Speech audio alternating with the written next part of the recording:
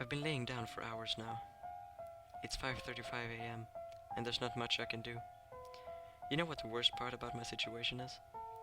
I'm in the same room as my parents. They keep looking at me, and I can't help but to look back and try not to scream. Their eyes are focused on me and their mouths are wide open.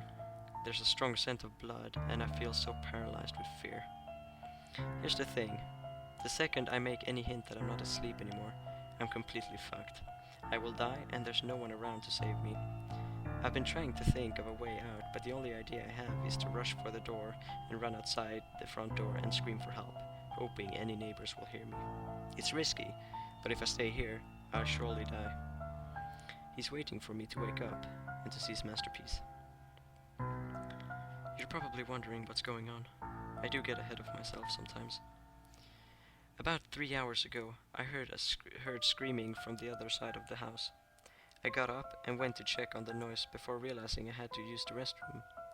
Instead of doing the smart thing and investigating, I used the bathroom first. I could have gotten myself killed right then from my stupid actions. But I actually did my business and took a peek outside the bathroom.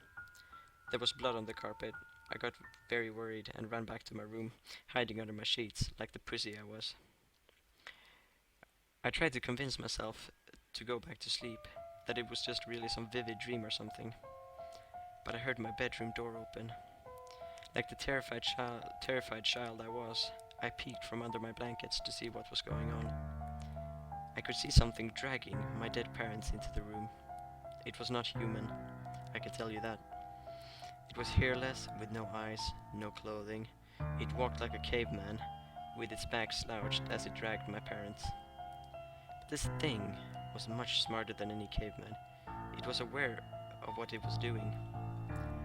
It propped my dad up on the edge of my bed and made him face me. Then it sat my mother down in the chair and positioned her towards me as well.